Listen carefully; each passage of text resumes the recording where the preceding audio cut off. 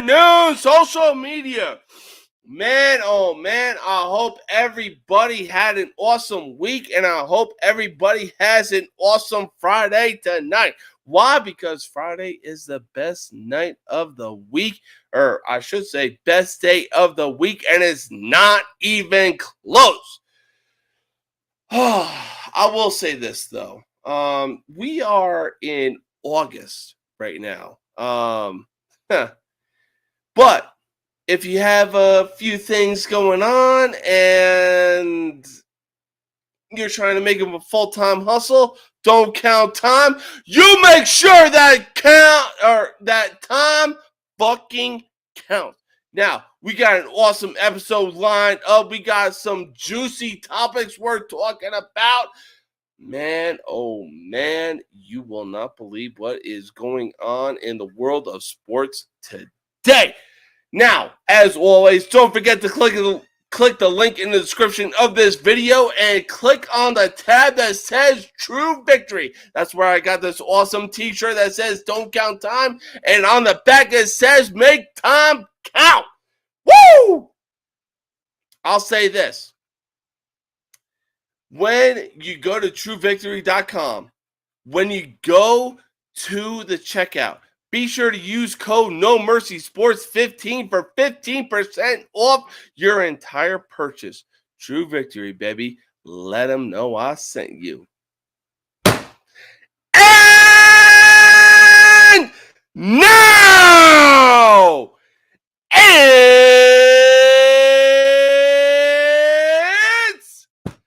time for the most uncut, unfiltered, and uncensored sports talk show you will find on social media.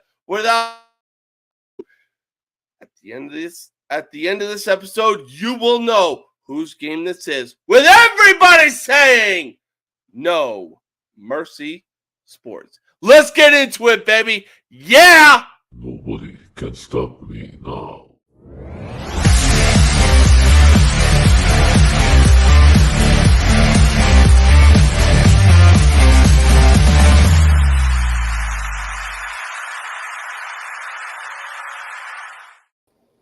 As always, you know I don't do this alone, but when I do, I'll make sure that y'all people are presented with the facts, baby. Now, he's big, he's spicy, and he's got some big and spicy takes. Please help me welcome Mr. Spicy Big Mac. Oh, looks like, I just got a package. I just got a package. Oh, a package of what? Special chocolates. Oh, say less. Say fucking less. But yes, it's great to be here tonight. What it do, baby? How you doing? How you feeling? I'm feeling great. Happy to be here. Yeah, absolutely. Of course. Now, you've heard of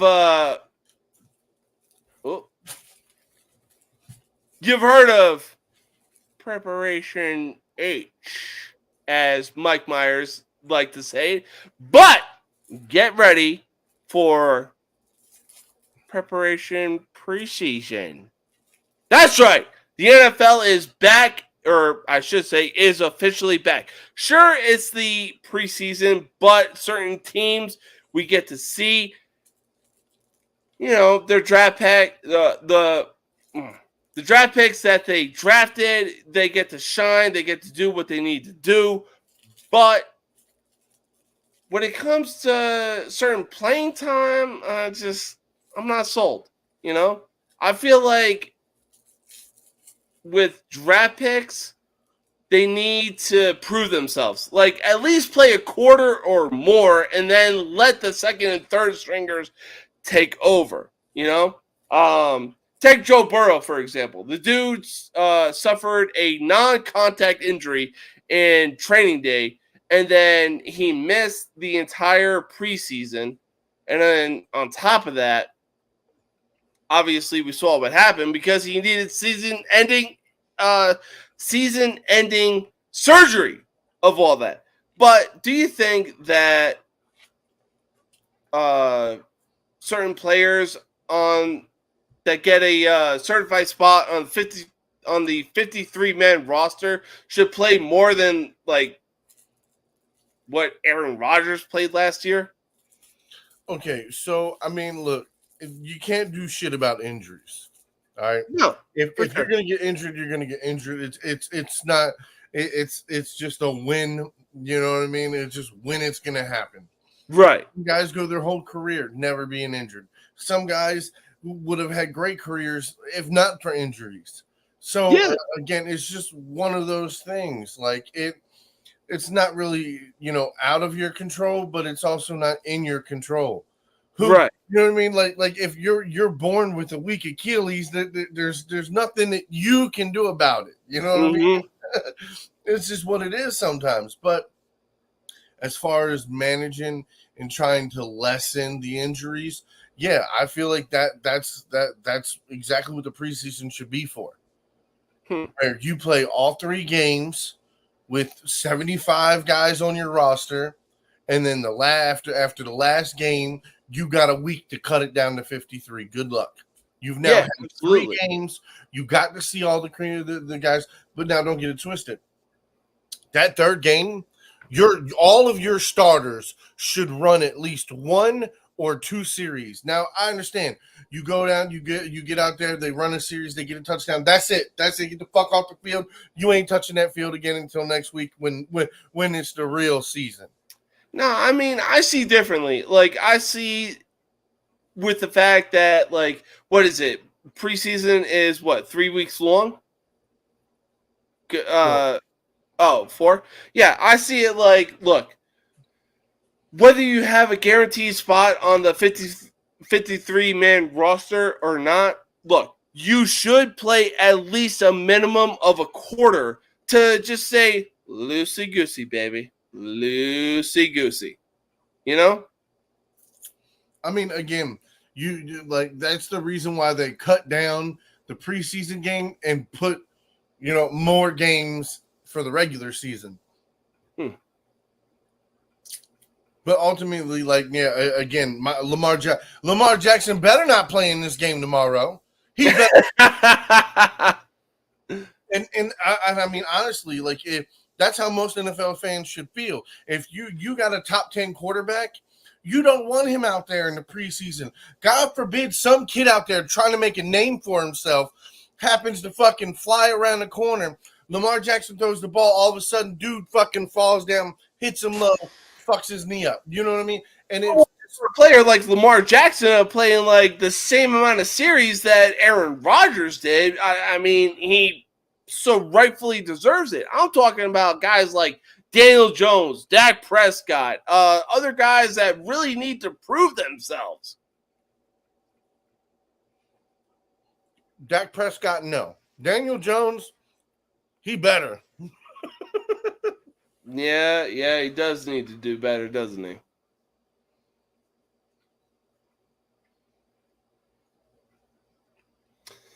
Oh God, it's crazy how the preseason has gone, and even for Chicago, like, look, I understand Caleb Williams is your future quarterback moving forward, but my God, do something with this kid. Preseason is one thing, but when it comes time for regular season, that man is going to be looking worse than he was at fucking USC. So I'll say this. Okay. Do I like exactly what he brings to the table? Not so much. Okay. But from football standards, okay, I will say he solid B plus. His play, I solid completely B plus. agree. What he did, he had a nice drive. He got the ball out there. What was he? He was like 5 for 9. Okay. You know what I mean? Like, and I can't remember if he got the touch. I think one of his drives got a touchdown. But again, so like that right there lets me know, okay, he played good ball. That's all I'm expecting. That's all I'm like. I mean, look, I know off the field shit. Yeah, I don't really agree with the kid and how he carries himself and shit, but On the field, that's all my concern is. That is literally my only fucking concern. Right. Like, at least And produce he's playing- wins so Chicago has at least some hope than they did since 2016. Listen. I'll say this: the Bears should have a 6-win season. It'll be about a 6-win season. I'll give them 7. Like, I mean, again, I don't know if his year's going to be as bad as Peyton Manning's rookie year was, but there's definitely going to be learning curves to the NFL. And that's what I'm saying. Like, as long as he makes good decisions, that's all I care about. When he makes bad decisions and then gets upset and cries, then, again, that's a problem.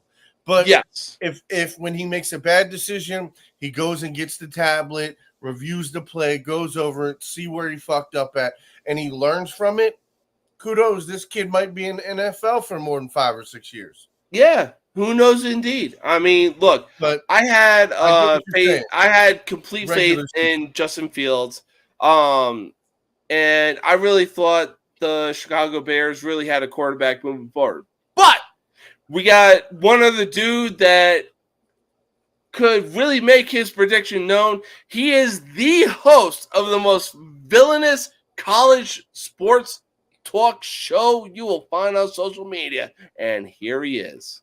I'm a bad guy, the one you love to hate. Andrew Anderson, spitting truth that just can't wait. Got a podcast, like a punch right to your face. College sports villain, taking it over the place. I bring the facts whether you like it or not. Dropping truth bombs, giving it all I got. They call me a villain, well, I wear that badge with pride. Nothing but secrets they try to hide. Hard rock in my veins, rebellious to the core. I won't back down, won't take it anymore. The bad guy of the podcast world, that's me. Unleashing the truth, setting it all free.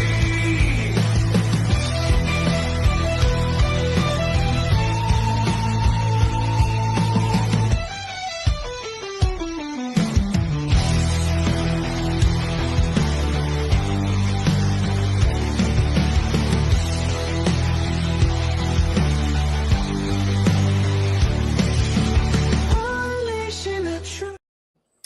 Ah, yes. I mean, when it Buddy. comes to that intro, you want to cut it off, but it's so good. You love to hate it, and you hate to love it. Please welcome the host of the most villainous college sports talk show you will find on social media, Mr. Andrew Anderson. What's Oh. up? Oh, boy. got that You got song the kiddo memorized. tonight? What's that? You got the kiddo tonight? Oh yeah. He's over there watching his iPhone. He's fine. No, I about got that song memorized now. Yeah, me too. I love it. Sitting there, I'm like, "Whoa, Just I know turn this on whole Bluey on fucking the tablet. song." He'll be okay. That is a badass intro. Okay. So, what are your thoughts on how certain players go out there when it comes to preseason? And it's like they're out there for like 3-4 plays or the same amount of plays that Aaron Rodgers was out there for the 2023 literal entire season before he got injured. You talking about for preseason or injuries? I'm talking about when Aaron Rodgers got injured. He played for, 4 series, I believe? And then, so, look, my thing is, You won't that let it is go. basically how certified starters go out there, and they're just out there for like 4 or 5 plays, and that's it. They sit out for the rest of the preseason game. Everybody else takes over. I think that they should be out there for an entire quarter at best. I don't know. Every game. It seems like they should because they're getting paid, but at the same time, you don't want to have a fucking Lamar Jackson out there with 2 minutes left in the first quarter tear his ACL in a preseason game either. Like that's the yin and the yang of it. Yeah, that's true. I mean, just imagine if Patrick Mahomes is out there in the first quarter of a preseason game, tears his ACL, he's out for the year. Like they will torch the Kansas City Chiefs. Andy Reid will be fired. Like it would be that's the reason they don't do it. But back in the day when I was little, they used to play the whole preseason games. Like, right. The starters would play the whole game. But there's a lot of money invested into these men, right? So I mean that's what it is. There's a lot of money invested into them, and you don't want to see them get hurt. But it's the reason Pro Bowl went away. You know what I mean? Those are the whole reasons.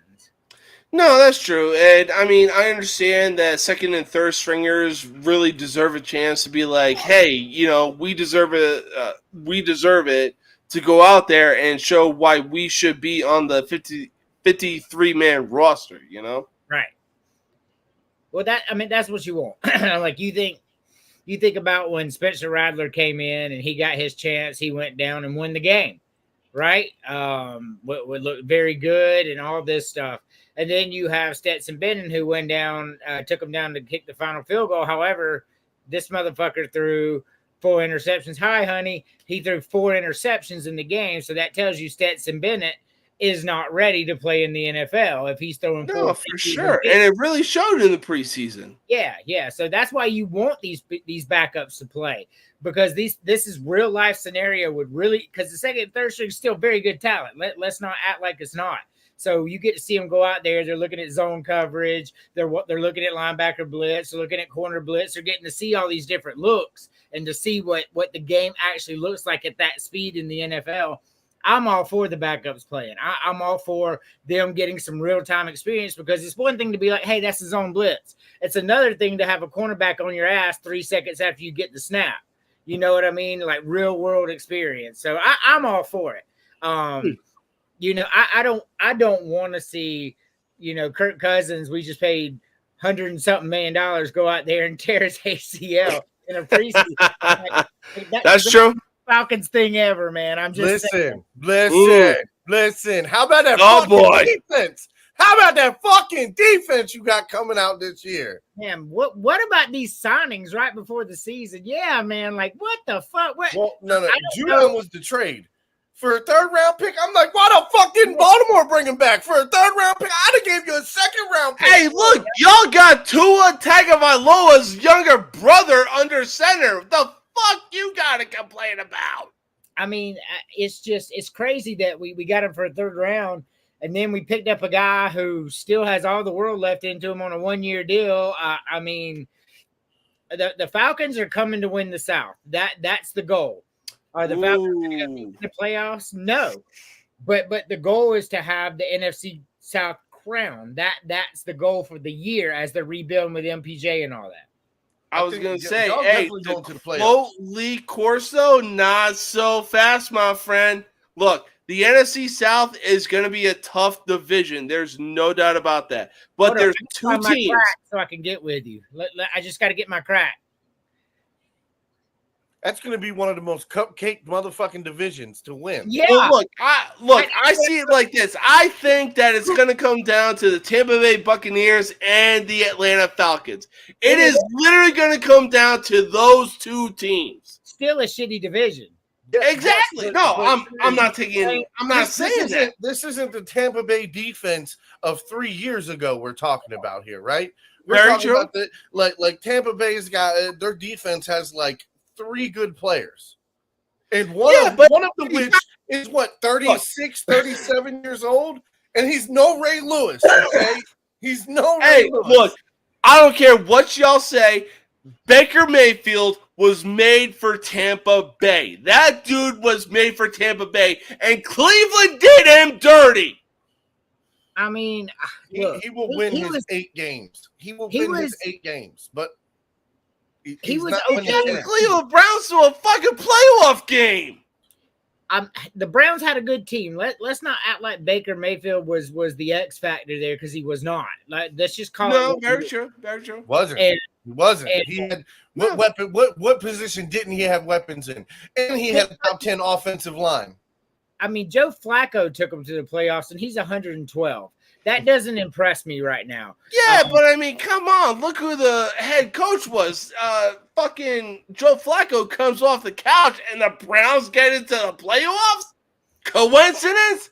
I think not. But that's every reason to say Baker Mayfield ain't nothing to count on until he proves us different. You know, I do believe it comes down to the Bucs and the Falcons. You're 100% right.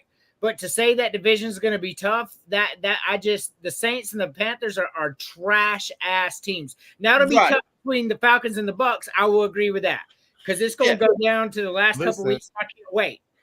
I don't know if you've said this, but I'll say this: before the end of the year, Spencer Rattler will get to start or play in a regular season game.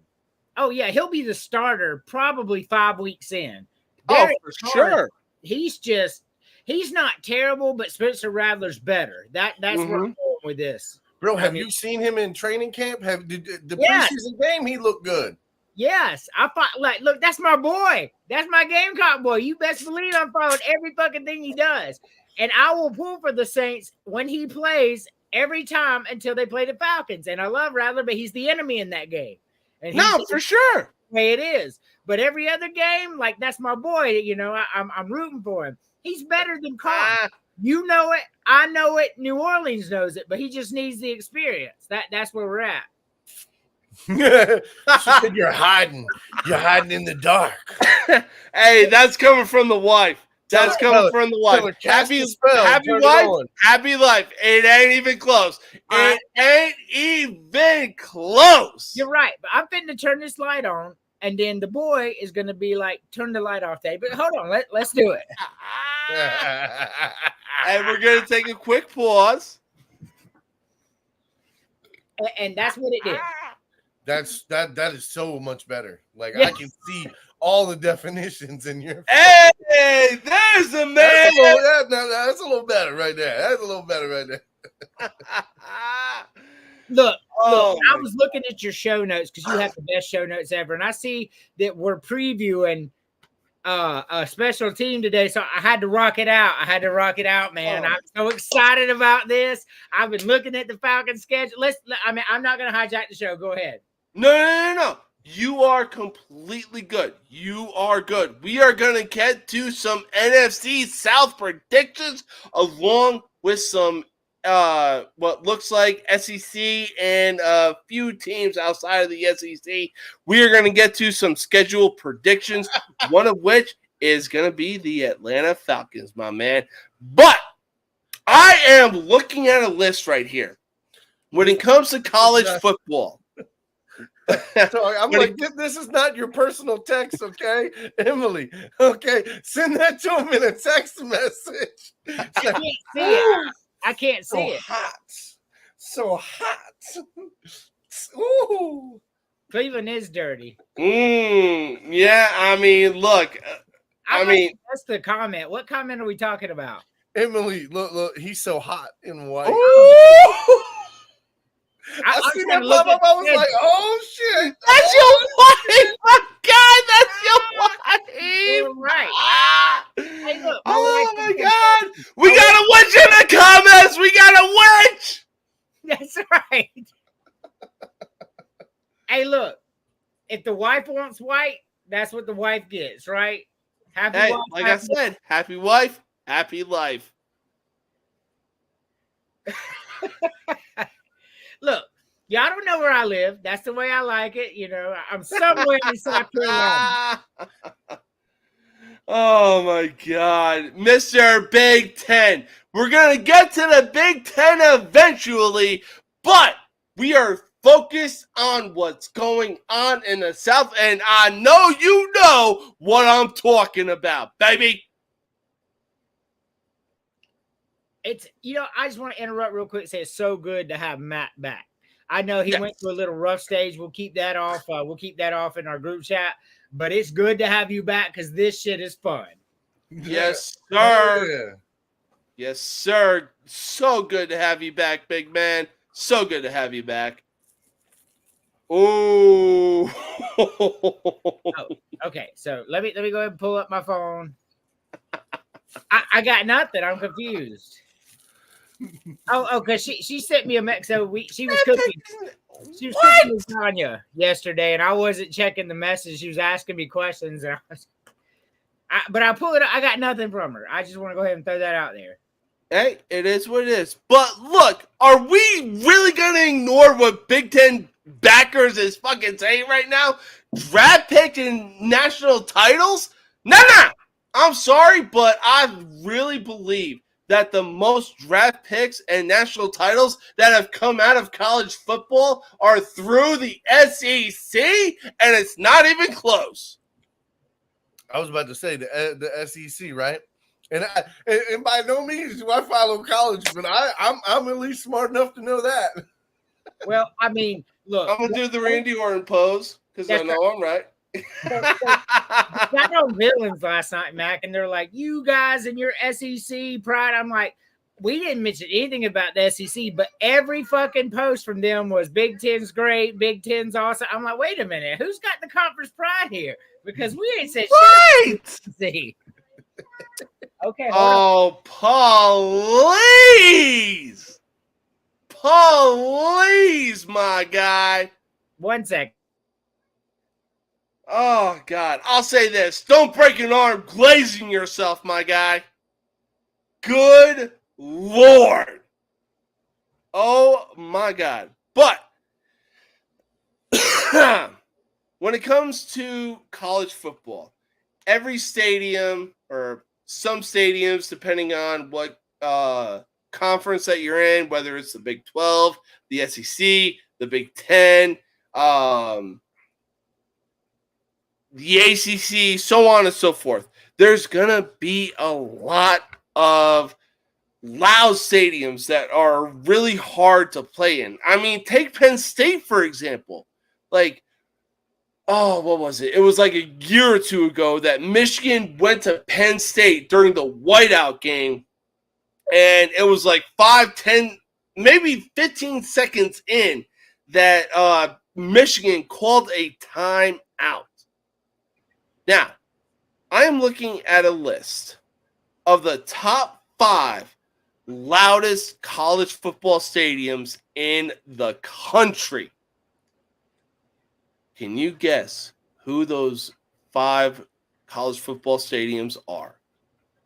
We're going 5 through 1. We're going to go through 6 through 10.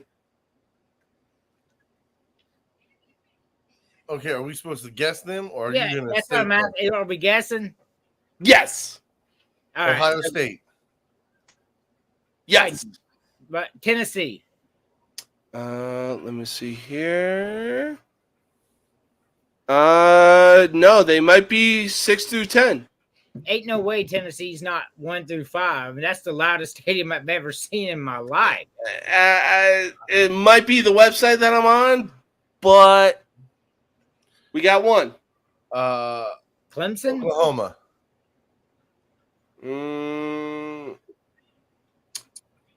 For Oklahoma, you're in the right conference because they just recently moved to the SEC. Well, So that eliminates one team out of 16. We can just go down Georgia, Alabama, Auburn. Like we can play the game. Texas.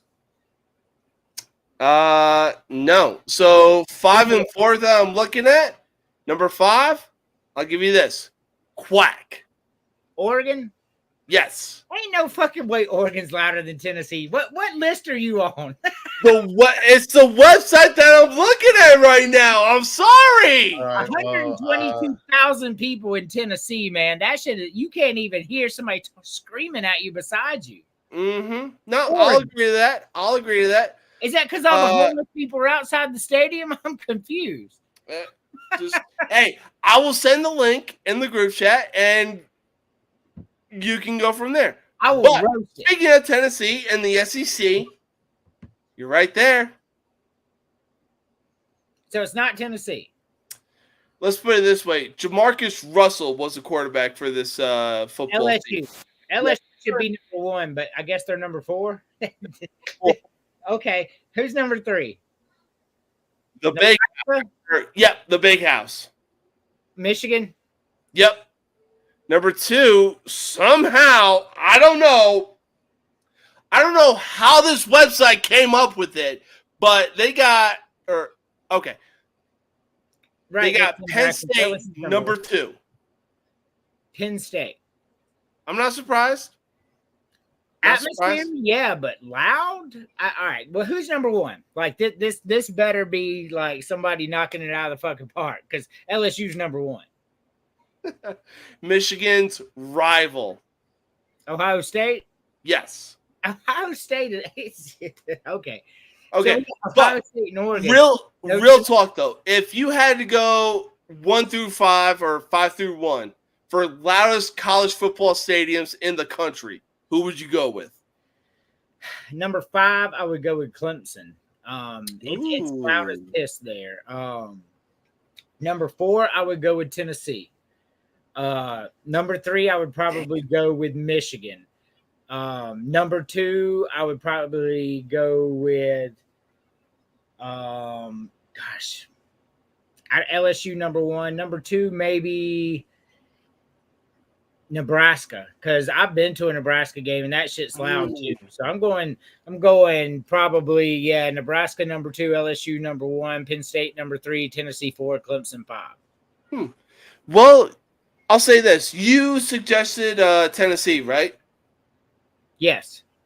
You were not far off. They were number 6 according to the website that I'm on. I just Oregon over Tennessee's head scratching for me, but Yeah. No, I completely agree. I mean, look, I could see Penn State being in that region. I could see Oregon obviously in the top 10 for obvious reasons because this comment down here is right. A Big Ten fan wrote this. I mean, like Ohio State, Penn State, and Oregon all in the top 5. That's crazy talk. I mean, that is crazy talk. He ain't wrong. LSU should be number 1. I mean, look, you got a whole bunch of drunken LSU fans drinking throughout the day, whether it's a day game or a night game. It's not even close. I mean, Florida State pretty close, but I'm a sit over here. We saw what Florida State was capable of, though. I don't think Florida State's in the top 10. Not as far as loud. The Swamp, Florida is louder than Florida State. Florida's probably for sure. in the top 10. Florida State's probably top 15, yeah, but it's not the same. Florida State, like during the 90s with Bobby Bowden, was really raucous. But the Swamp, like if you listen to the Swamp when Spurrier and Urban Meyer was there, man, you watch them on TV, it's like it was loud, man. Look, I saw the Netflix series of Florida, and I even wanted to be a part of Florida. I mean, killers and priests, baby. I'm telling you, convicts and Christianity. That was the one thing that held Florida together. And Urban Meyer out there kicking kickers, yeah. Yeah, absolutely. If you guys could guess, what game am I watching right now? I have no idea. I would say the Baltimore Orioles. The Phoenix. What? Phoenix versus. They are tied with the New York Yankees for first in the AL East right now. Bro, they're going to be tied back and forth at least 3 or 4 more times, bro. At least 3 or 4 more times. We've got another month and change to go, baby. Fuck, I hate that you're right about that. I hate it. I hate it. I hate it. That's right. We were first to 70, though, baby.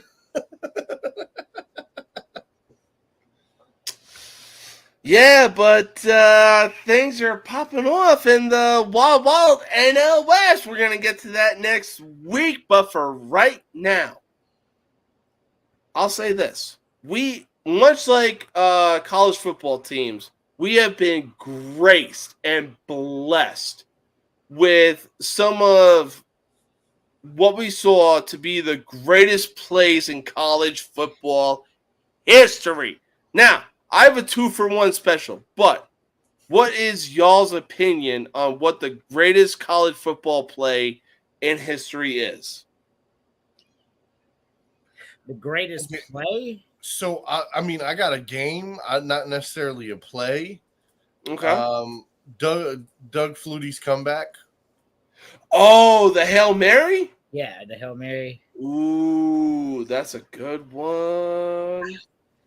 That's The greatest play. I will say I mean, hell, I got two in mind, and they're both in the SEC. the greatest play that meant the most that I ever saw is when Vince Young took it around the edge, scored a touchdown against USC in the national championship game on the comeback and won. That's probably that's the most memorable play outside of South Carolina for me. A good choice. A good choice. But Ruski. But I will say this, 2007, 2008 was a year of an upset, and the New York Giants proved that when they beat the New England Patriots in the Super Bowl. But there was a school in Idaho, for some ungodly reason, that said, hey, you know what? The Giants had the greatest upset in NFL history. We're going to have the greatest upset in the Fiesta Bowl history. So, without further ado, like I said, I have a 2-for-1 special.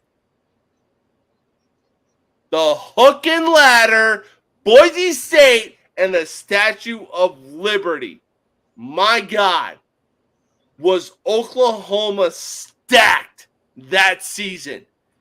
Everybody and their dead grandmother knew that Oklahoma should have easily won this matchup. But Boise State came to play in the Fiesta Bowl. I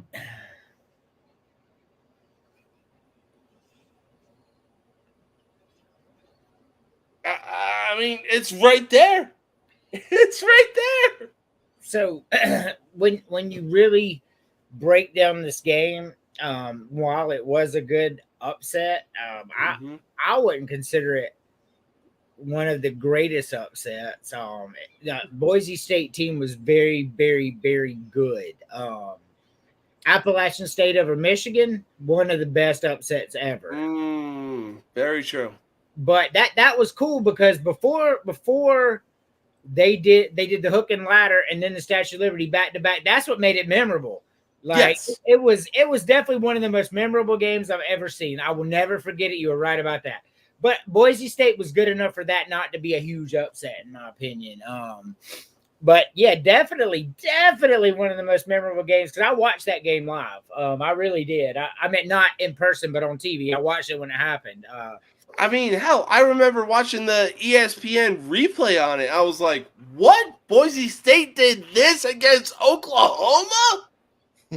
When they had Adrian Peterson? So, if we're doing NFL, I just want to throw this in real quick. When Dan Marino faked the spike and threw a touchdown. That's probably one of the most memorable NFL moments I've ever seen. He done like this. Everybody stopped. Dude took off. I think it was O.J. McDuffie, right? So he just chunks it. O.J. McDuffie gets a touchdown. Man, that was awesome. That prompted a rule change in the NFL. You got, good sir. You got yourself an argument. But, dare I say, ain't nobody topping the helmet catch that David Tyree had because God was looking down. Tyree, suit up. You going in because I'm making sure that the Patriots don't go undefeated this year. And that was memorable. That was definitely more recent, and that was in the definitely in the Super Bowl. But for me, my most memorable moment, not necessarily upset or whatever, was when my boy Jadeveon took the helmet and knocked the Michigan guy. Yeah, matter of fact, the Michigan helmet. Speaking of. So I want to set this up. So they stopped them on 4th down. Mm-hmm. And they showed the marker this far away, and they gave him a first down anyway. And the announcers were like, what the hell is going on? That was obviously short. Like, I don't know what the ref's looking at. It was obvious the ref. That was obvious. He took money to make sure they got it because the whole world saw it was short. The very next play, Clowney hits him, makes him fumble, takes the ball back, and the announcer said, South Carolina has the ball, and they deserve to have it. Like, I'll never forget. What a hit! Ball's free. Clowney got the ball. I mean, he knocked the shit out of him. That's the hardest hit I've ever seen in my life. I'll tell you, seen a harder hit. man, I'll tell you what. Clowney turned into MJ when the referees were like, no, Michigan still has a chance. Clowney was like, I took that personally. Well, Michigan was winning at that moment. They Still, though, Clowney took that personally. I mean, it was so short. Like, it was crazy. Like, you could see all the air, and the refs like, I got 50,000 first down. I mean, it was crazy. Like, he took money. Like, I joke on the refs a lot, but when you watch that, there's zero chance that the ref did not take money to throw that game. Zero chance. It might have been Connor Stallions, my man. It might have been. Oh, my. He's probably – Connor Stallions was probably 14 when that game came on. Isn't he young? He's something. He's a lot of things, and he's something. It wasn't Connor. It was Angel Hernandez. Let's not joke around. We already know who it was. No, it wouldn't surprise me if it was. You know what? It might have been Jim Joyce, the dude that cost Armando Galarraga the fucking perfect game for the Detroit Tigers. Major League Baseball, because they ended up winning. Major League Baseball needs to turn around and make that right and give him his perfect game. Yes, completely it's not agree. Going to affect anything. Like no, it's not going to affect the playoffs, the next batter, nothing. No, like, they just the dude was out by a mile. Even the runner knew it. Yeah, he quit running. He was like, "The hell you talking about? I'm out." But not today. Not so fast, my friend. Angel Hernandez will forever be known as the worst umpire/referee in any sport there ever was, and it's not even close. No, it's not even close indeed. God. I'm trying to even think of other umpires that would be in this league. Maybe Jim Joyce, the dude that cost Armando Galarraga the perfect game. Have you ever seen Major League? Yes. So that's one of my favorite movies. And when Vaughn threw the ball and it was like this far outside, and Bob Uecker's announced, he goes, just a bit outside. That ball was way up. I mean, Bob Uecker's the greatest, man. My God. Yep. Just a bit outside. Like, no, and then he had the second greatest call of all time. Here's a pitch. Clack. Oh, shit. Yes. It's too high. Too high? God. Too high. I gotta watch Major League again, man. That movie. Oh, for sure. I mean, look, you got me wanting to rewatch Major League 2, hell, even The Sandlot for that matter. So there was a Major League 3 as well. I don't know if you know. Major League 3 Back to the Minors. It was a good movie. Oh, yeah. It was a good movie. Huh, really? Yeah. It's called Major League Back to the Minors is what it was called. Yeah. Yeah, I actually remember that title, but I don't remember watching it. Because you probably didn't. Yeah, no, that's fair. That's fair. That's fair. It was one of them straight to VHS. It was a good movie. He ain't wrong, though. He ain't wrong. All right, so we are going to take our first commercial break, and after that, we got some predictions to make with the NFC South and the college football teams that are associated with them. We will see you in probably 2 minutes. I'm a bad guy, the one you love to hate. Andrew Anderson, stating truth that just can't wait. Got a podcast like a punch right to your face. College sports villain, taking it over the place. I bring the facts whether you like it or not. Dropping truth bombs, giving it all I got. They call me a villain.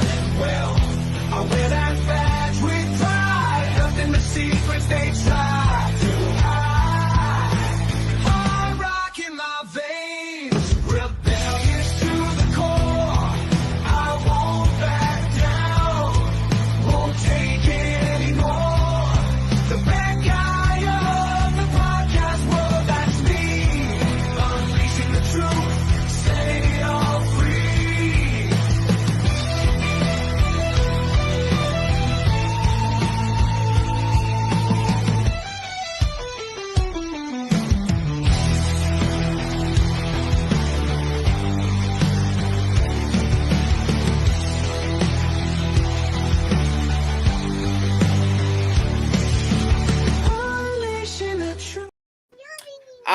why, yes, you can catch myself as a co-host with this man. With this man being the host of the most villainous college sports talk show you will find on social media. I And appreciate the commercial. this man being a co-host as well. We love to talk fucking sports on this channel, baby. Look, I love the free commercial, man. Like I just, I mean the show. Just so y'all know, we're well over 2,000 views, and we're not 24 hours in. So it was a great. Love it. Love it, love it, love it. But football season is right around the corner. We got some predictions we need to make. So we are going to talk about one of the first teams in the NFC South and arguably the best team in the SEC, the Atlanta Falcons and the Georgia Bulldogs. Now, we are going to start with the Atlanta Falcons first. First game up for the Atlanta Falcons. They are playing the Steelers in their home stadium. So this one's actually very weird because last week I would have said the Steelers win this game pretty easily, but with the recent additions and the Falcons are actually favored by 2.5 right now. I just, man, I don't know if they think Atlanta got that much better because Atlanta was 1-point underdog at home. Yeah. You get 3 points from being at home or whatever. So it's pretty much a pick 'em game. I don't know if they think the Falcons got that much better or the Steelers just aren't that good, but it's the home opener. I don't want to play homer here. I think the Steelers are the better team. So I'm going to say, I'm going to say the Falcons lose that game. Yeah, that's fair. Big Mac, what you got to say? Num, num, num. The Steelers lose. Wow, so you got the Falcons over the Steelers. Who's throwing the ball?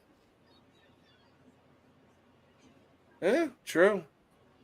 Depending on who's throwing the ball, if it's Kirk Cousins, maybe the Falcons get the win. If it's MPJ, then the Steelers definitely get the win. No, Talk about Russell Wilson and Justin I'm Fields. talking about the Steelers. How are the Steelers? Oh, yeah. Okay, that's fair. Like you have Russell Wilson, who can barely throw accurately at 10 yards, let alone 15, 20, 30 yards down the field. I mean, Justin Fields threw 7 interceptions in 1 day of practice. Understand, this is my division rival. Okay, I go to their website, I watch the videos, I see who's doing good, but I also get to see all the people who's doing shit. Both of them quarterbacks look like shit. Okay, bring it on, Russell Wilson. Thank you. We will gladly take those interceptions. Okay, Justin Fields, no problem. We're gonna stack the box and we're gonna murder you.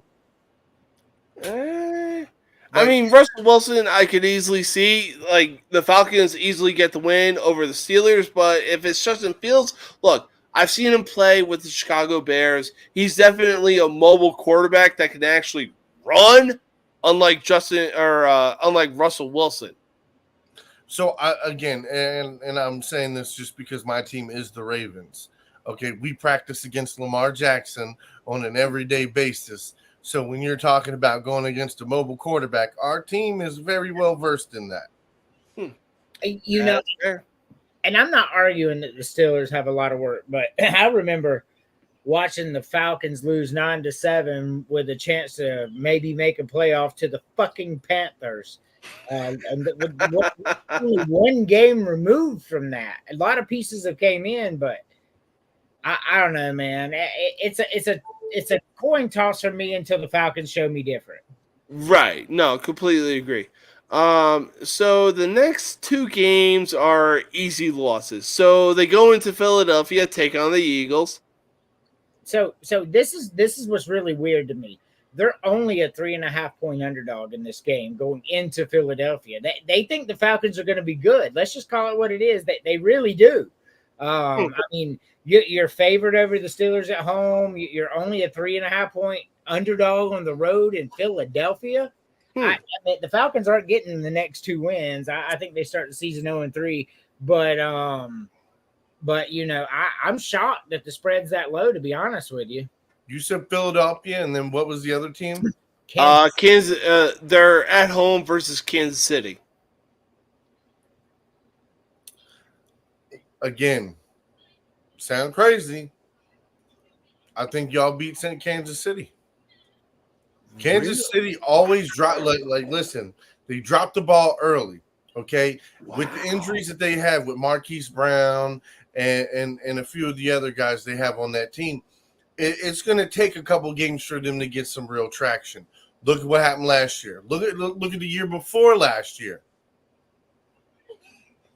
So out of those 3 games, I think you guys win 2 of them. And to be honest with you, until I see Hurts and his coach act like they got, they're grown-ups and communicate with each other on a good basis, again, that's another bad relationship. I think the Falcons win one of these 3 games. Yeah. But if I'm going game by game, I don't know, man. Steelers are our best shot to win. No, I agree. Next game up, they are at home and they welcome the Saints. We beat the Saints. David. I mean, I'm not scared of Carr or anything the Saints have to offer, and it's at Mercedes-Benz Stadium. That's a dub. Oh yeah, and that's a loud ass stadium to play in. Yeah. Oh, it's a win. It's a win. Oh yeah. Okay. Next game up, the Buccaneers of Tampa Bay come to visit the Georgia Dome. That's another win. Really? Yeah. The Falcons are better than the Bucs with their additions. Yes. Fair enough. After they welcome Tampa Bay, they go into Carolina to take on the Panthers. Easy win. That's a win. Yep. After that, they go back home and welcome the Seahawks. That's a win. I think that is a hard the Seahawks are going to be a under the radar team going this to year. be a very hard fought win if they win that game. Yes. But I got the Falcons winning it. At this point, they start 0-3 and now they're 4-3. That's what I think. I think they beat the Seahawks. Okay. I see it. So you got the Falcons being the Seahawks. Yes. I see that win being 7 points under. I mean, it'll be a close game. I'm not going to argue. Sure. But it's in Atlanta. I think the Falcons win that game. Okay, fair enough. Anyways, after welcoming the Seahawks, they go to Tampa Bay to take on the Bucs. That's another win. They're going to sweep the division. Interesting. That's interesting. After that, they go back home and welcome Dallas. I'm sorry, I didn't hear you. He said the Cowboys. His mic cut out last night a little bit too. So the Cowboys come to Atlanta. I don't fear the Cowboys. I think that's a win. Ooh, yeah. And Jerry Jones is focused on a lot of other things instead of winning a fucking Super Bowl. I think the Falcons have lose the first 3 and now have won 6 straight. No, I mean, I think the Falcons do get the win over the Cowboys. There's definitely some wins in there that I think should be losses. I think they split the series versus the Bucs, mostly because I think Baker Mayfield was made for Tampa Bay, you know? Is this James or Tim Bailey? I'm confused. But touche. The Bucs aren't beating the Falcons, and neither are the Cowboys. Fair enough. Anyways, after the Cowboys, they go into New Orleans to take on the Saints. So this will be interesting because Spencer Rattler will be starting by now. For sure. But I still don't think they're good enough to beat the Falcons because who's he going to throw to, right? Yeah. So I mean, if anything, his only guy that he's going to be able to throw to, assuming that he stays healthy, is Michael Thomas. here's the good part for Spencer Rattler. He played at South Carolina, so Mhm. he's used to running for his life while throwing the ball. So that will bode well for him. But the Saints aren't beating the Falcons. Fair enough. Not happening. Big Mac, what say you? Not happening. So you got the Falcons over the Saints? Yes, sir. All right. Next game up, they go into the Mile High City and take on the Broncos. That's a loss. What? That's Fuck no. They win by With 20. Bo Nix under center. That's a loss. They win by 20. I- Falcons win by No, yeah.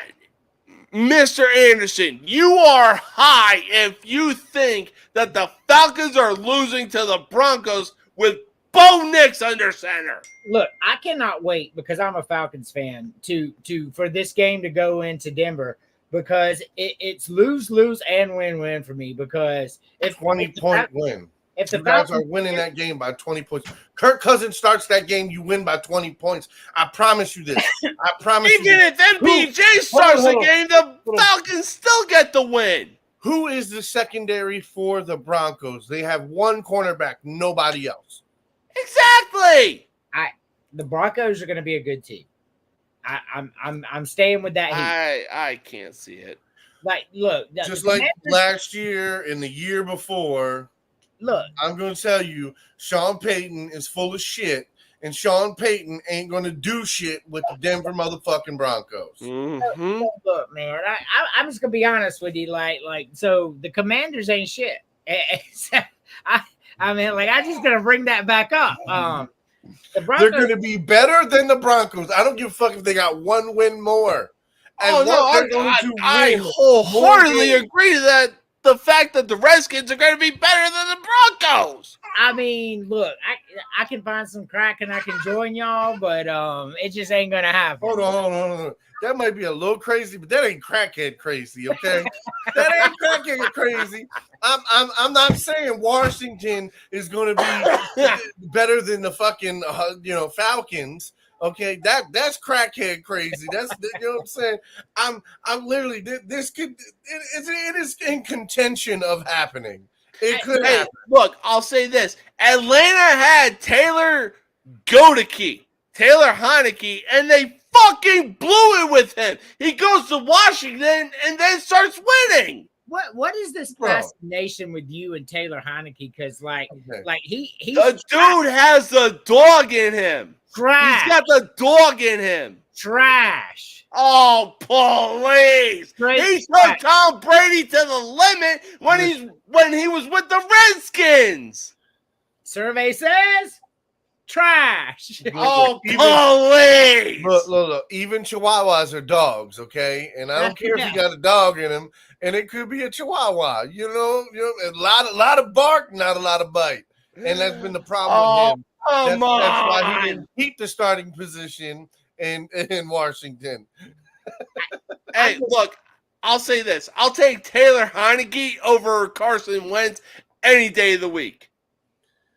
Okay, so you're comparing my trash to your trash. It's still fucking trash. Right. And you know what though? I'm taking prime Carson Wentz over Heineke.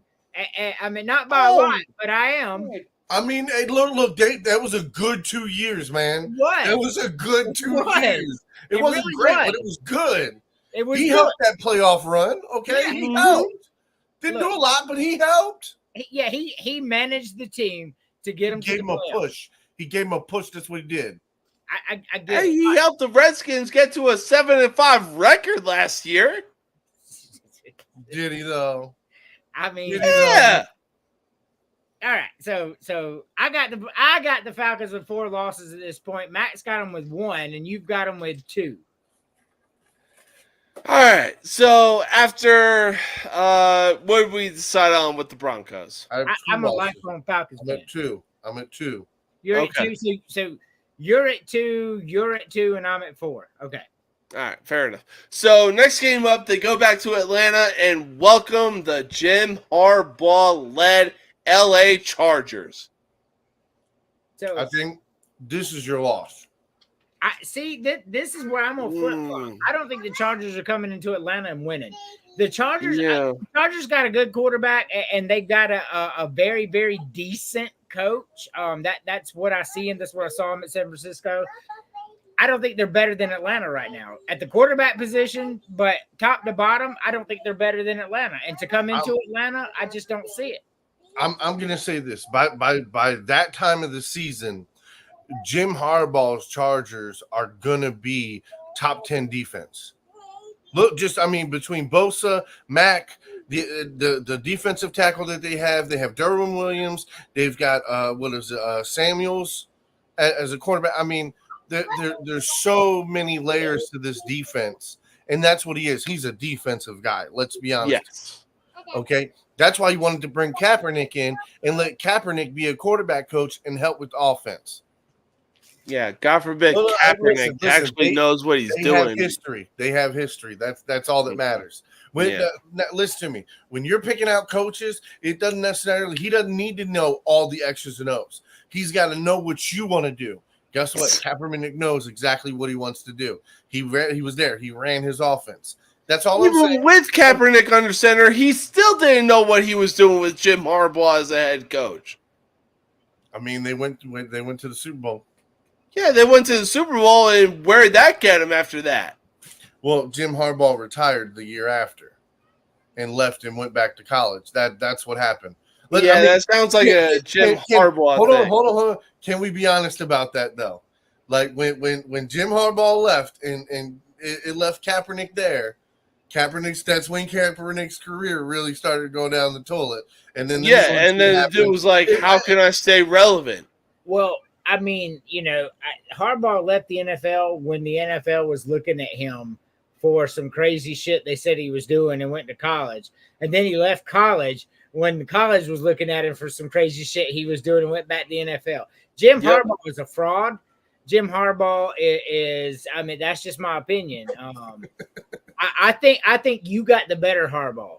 I'm not going to call Jim Harbaugh a fraud because he wins, but Jim Harbaugh cheats. I'll leave it at that. If it ain't in the rule book, it ain't cheating. Hey, look, if you ain't cheating, you ain't trying. I'm not dogging him for cheating. I'm just stating a fact. Oh, man. All right. So after being at home and welcoming the Chargers, they go on a 2-game road trip to take on Minnesota and the Las Vegas Raiders. Man, Minnesota may be the worst team in the fucking league after everything they've lost. And yep. Back there, he's at home there. They'll applaud him when he returns. They won't boo him. Oh, for sure. I mean, Atlanta wins this game. Oh, yeah. I'm going to say, you know what? I'm going to say that they take a loss to the Raiders, though, because I don't know what Antonio Pierce is doing, but whatever he's doing, it's working. Who's throwing the goddamn ball for the Raiders? He was winning with Aiden fucking O'Connell under center. Who the fuck is that guy? Not against the Falcons. Listen to me, okay? You double team Max Crosby. Who else is coming? I mean, they still got a defense. We'll see what happens when that game comes. Can you name a cornerback? Can you name one cornerback?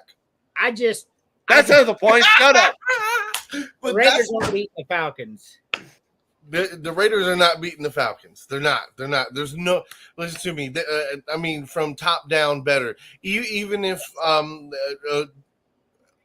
O'Connell comes out and he does 30 touchdowns next year, okay? He might have one against the Falcons, maybe. You have to understand this Falcons defense they just put together should be anywhere from top 15 to top 10. Could crack the top 10. I think they'll be top 10. Yeah. You have to understand they have two good people at every position, like on all, technically all 4 phases. Okay, their defensive line, they got 2 studs now. Their linebackers, they got 2 studs. Their cornerbacks, they got 2 really good outside cornerbacks. And they've got safety help. Now, 2 stud safeties. You talking about Justin Simmons and you got Jesse Bates? Motherfucker, are you fucking kidding me? Come on. Between knocking the shit out of motherfuckers over the middle and picking people off because they like the quarterbacks make bad decisions. I'm telling you, with Judon and Jarrett coming up, man, I promise you, this defense easily top 15. Easily. And that's me. I'm lowballing. I think they could be top 10. That's fair. That's fair. We shall see what happens come that game. But after being on a 2-game road trip, they go back to Atlanta and welcome the Giants. That's another win. I mean, it'll be a good game, but the Giants shouldn't go to Atlanta and win. No, I agree. I mean, as biased as I want to be with the Giants, I don't think they get the win against Atlanta because, I mean, look, it's Atlanta. It's one of the most deafening places to actually try and get a win. All right. In any case, after the Giants, they go on the road to Washington and take on the Redskins. That's a loss. And I know y'all are confused right now because I just trashed the Commanders, but ain't no starters playing in that game because they're already locked up the South in their playoff bid. Right, and I think that that's the last game of the season, right? Next to the last. Okay. Yeah, I was gonna say I think Jalen Daniels takes somewhat of a good step forward this season. If Jaden Daniels isn't injured. You know what I mean? Like, absolutely. They're gonna win the game. Yeah. But if Penix is playing, look, Penix versus Daniels, the guy who won the Heisman versus the guy who should have won the Heisman.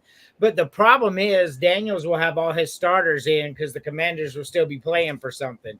The Falcons will not.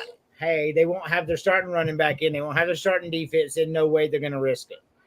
I don't see the Falcons winning these last 2 games. Who's the last game against?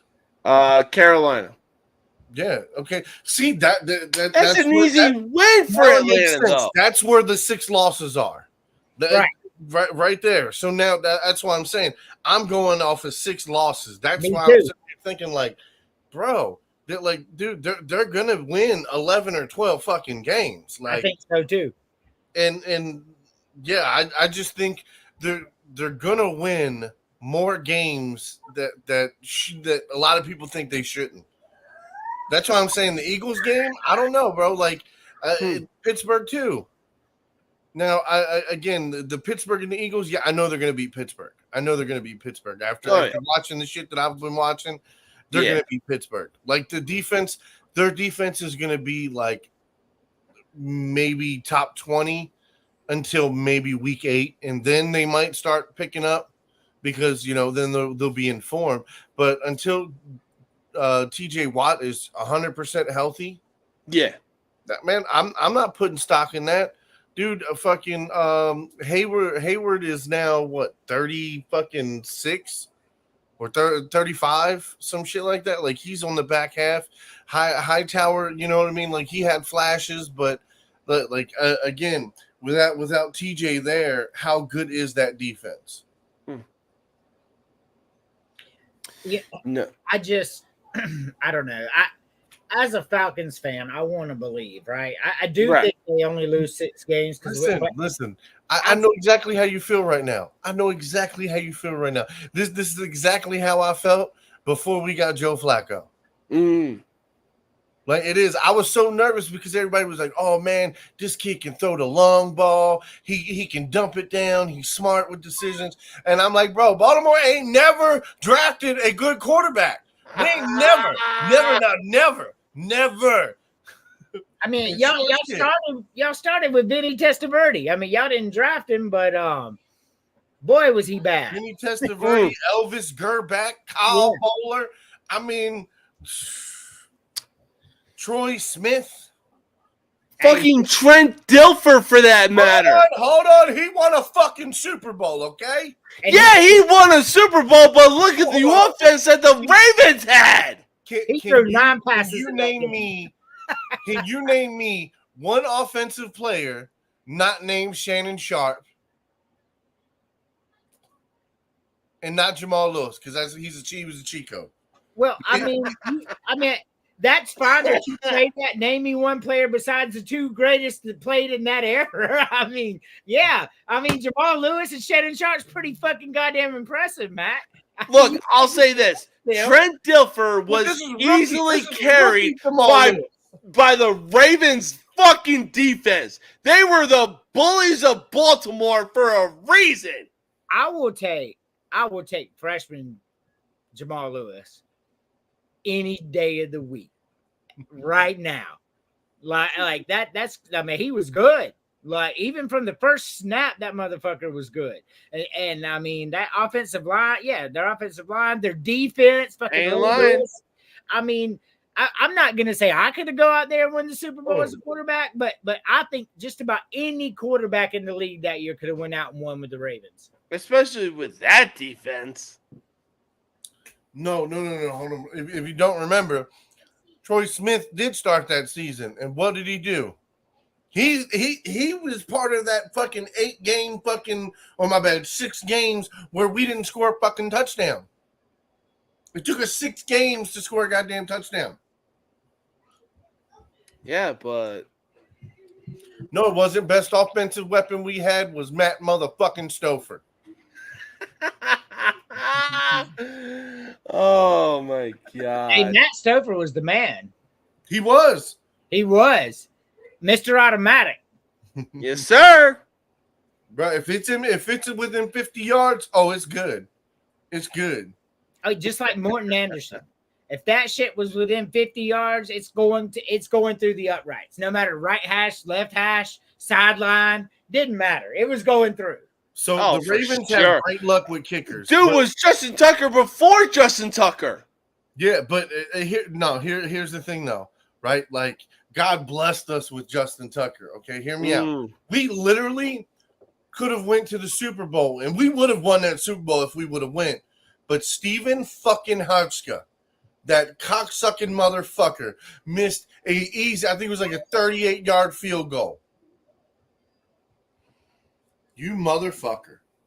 You motherfucker. Like, bro, Super Bowl caliber, everybody was healthy.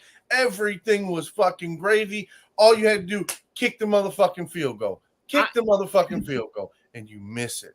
The Falcons have been very blessed with good field goal kickers too. I mean, we didn't win a Super Bowl, but like, we have Morton Anderson, we have Young Kuhi. I mean, like, we've had some great ones. You know, we just couldn't put it all together. The Browns had some great kickers. The Ravens, before the Ravens, they had some great kickers in their day. I mean, I feel like you guys got the curse of Dion, man. You guys let Dion go, and well, Dion had to be let go. As much as I love Dion, I mean, they said that he was more trouble than he was worth.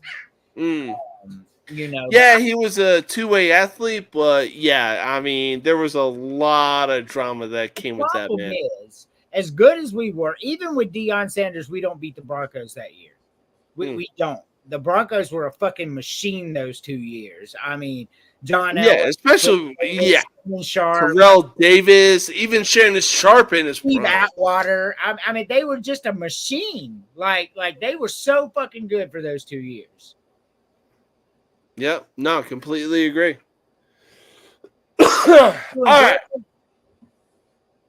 All right, so we already predicted the Atlanta Falcons schedule. Let's get to the Georgia Bulldogs, who are, in my opinion, are going to be going on a revenge tour this season. They really are going to show why they should have been in the college football playoffs and possibly the national champions. So first, go ahead. I was going to say, before we get started, this is quite possibly a top 5 toughest schedule in football this year. Like the teams that they play. So with that being said, they played one of the toughest schedules and some of the best teams in college football. But Yes. let's go because this is going to be an easy one for me. Let's do it. Let's do it. Let's do it indeed. First game up, they got preseason ranked number 14 Clemson. That's a dub. Yep. Next game up, this is an easy dub. They play Tennessee Tech. Who the fuck is that? Dub. Yep. They go into Kentucky and take on the Wildcats. Dub. They go into Bear Bryant, soon to be Nick Saban, fucking whole bunch of name stadium against preseason 5 Alabama. It's Bryant Denny Stadium and Nick Saban Field. Yeah, like I said, it's going to be a whole bunch of fucking names. So this is going to be the second toughest game they play all year. Yeah. And Alabama's really good, and Kalen DeBoer is a good mercenary coach. Don't get me wrong. Yep. He's smart. It is the machine. As much as I want Alabama to win this game for my wife because she is a huge Alabama fan, Georgia gets into one of the toughest stadiums and walks out a 10-point winner. Ooh, so you got Georgia winning. Yeah. I was going to say, I got Georgia winning in a very, very tough fought win game against Alabama. Like, probably 3 to 10 points at best. I say 31-21, Georgia. Yeah. No, I agree. Next game up, they go back to Georgia. Welcome, Auburn. So if it was at Auburn, this is going to be a good game. For some reason, Auburn, Georgia always is there. But they're in Athens. I mean, and Auburn's a very bad football team. Georgia blows them away.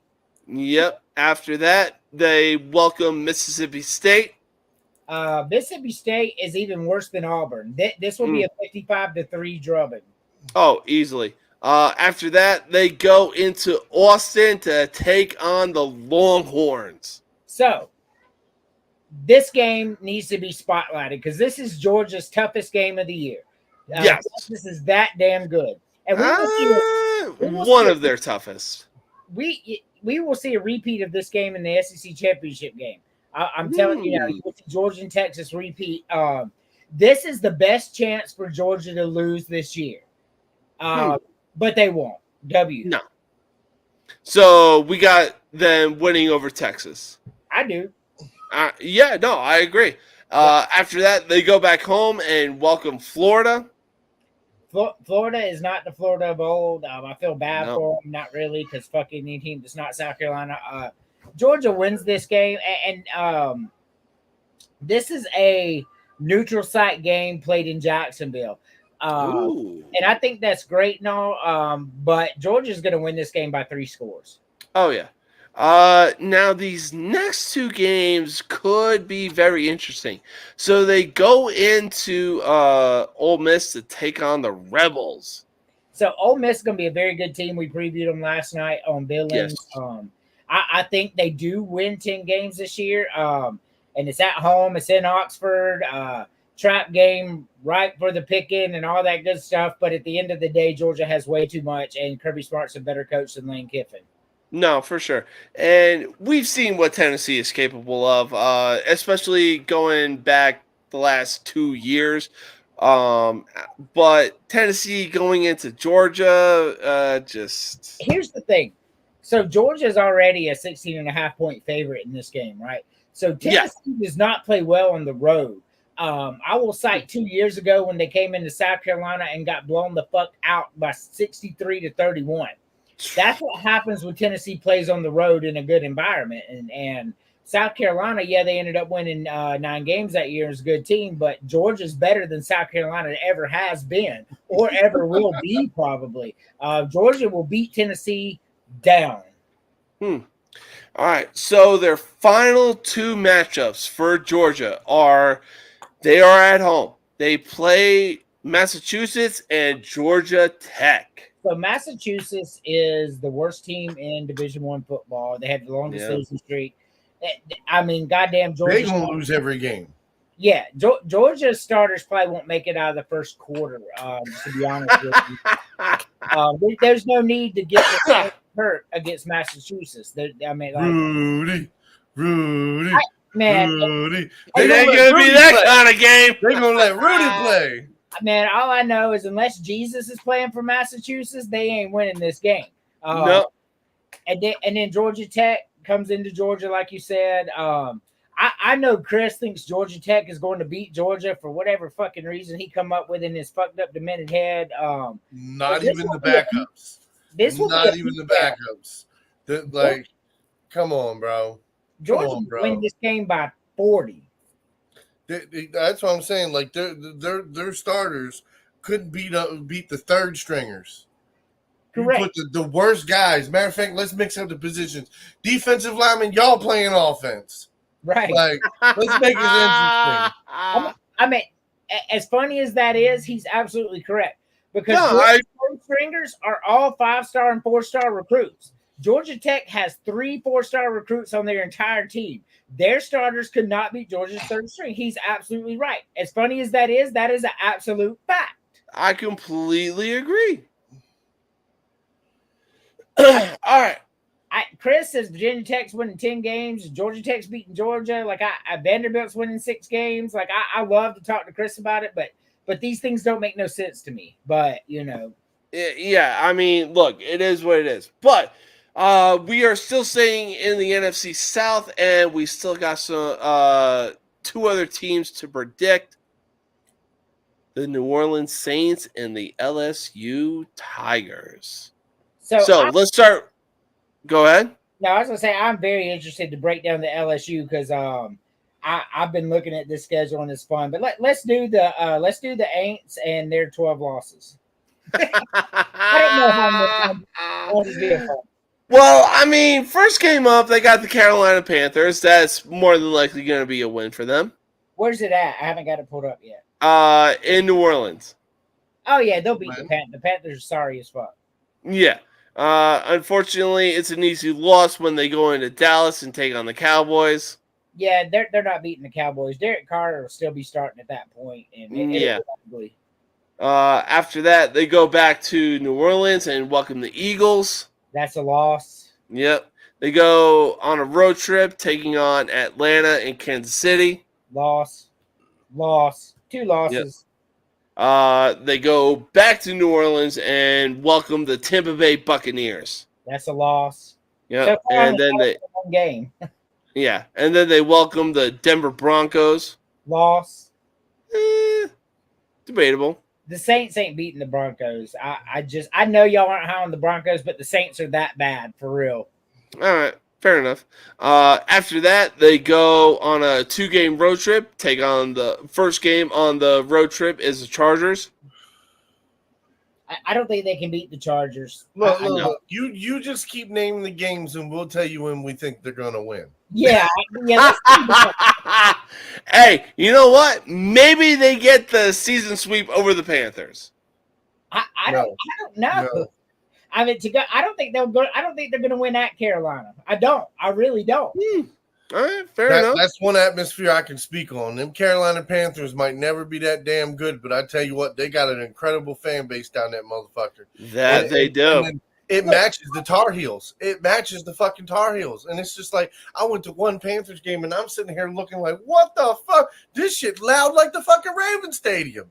Here's the thing that Charlotte is the most underrated sports city in America. It really is. Like, yes, people show up for the Trash Hornets and they show up for the Trash Panthers and they show up and it's a good environment. Max, right? I mean, hell, the only college teams that they show up for are the Tar Heels and fucking Blue Devils. That's basketball. The NC State Wolfpack is where the football. That's where the fans show up for football in college.